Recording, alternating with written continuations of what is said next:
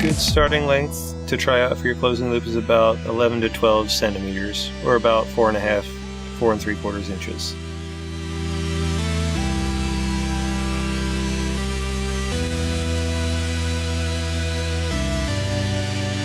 Do your first S-fold at about the B-line position, folding up and then back on itself.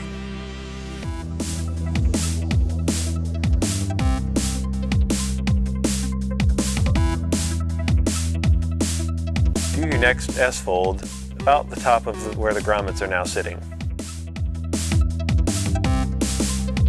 As you perform this S-fold, take the top of the fold and go just past the end of your tail so as to leave some extra room for your AAD to sit in a nice little niche.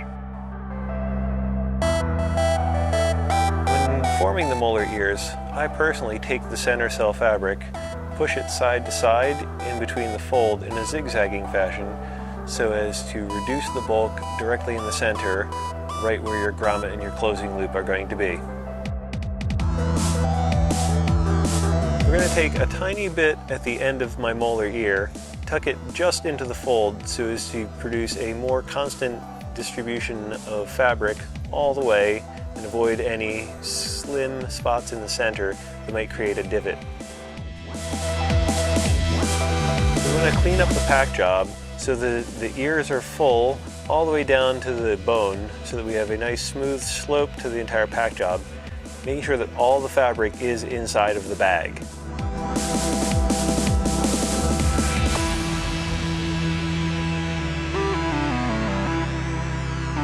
As you can see, once we're finished cleaning it up, very little fabric should be exposed outside of the bag.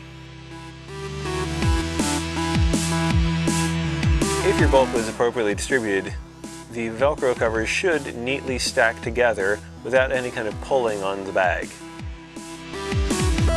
When placing the bag into the container, we want to make sure to put the rear riser more toward the outside so as to distribute the bulk to the outside for the comfort of the customer.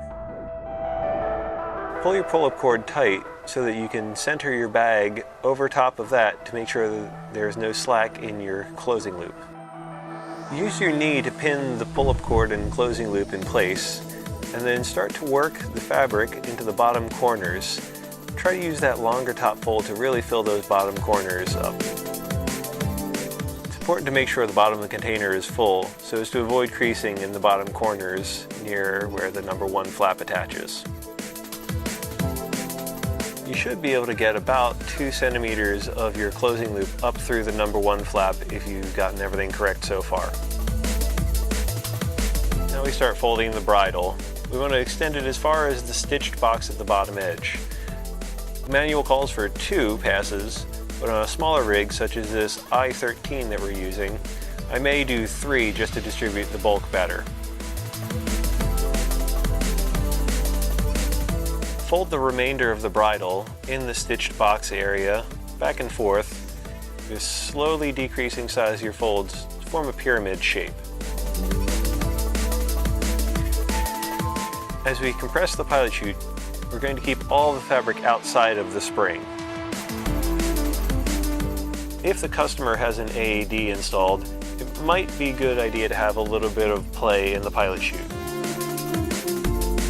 We're going to fold the pilot chute fabric on the top and bottom down in about 5 centimeter folds till we get to the spring.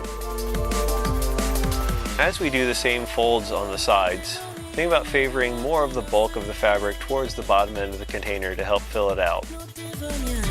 At this point, if you notice some creases starting to develop around the grommets, if you tug on the secondary riser covers, that can help straighten a lot of that out.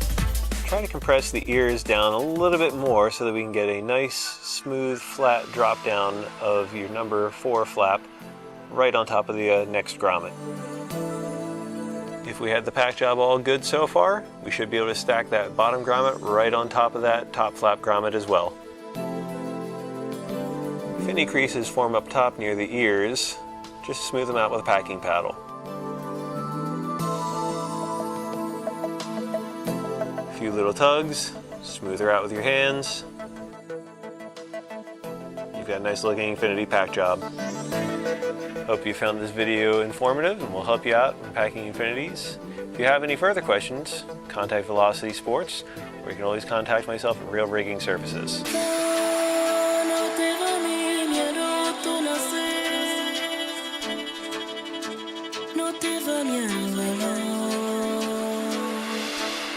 Mi hanno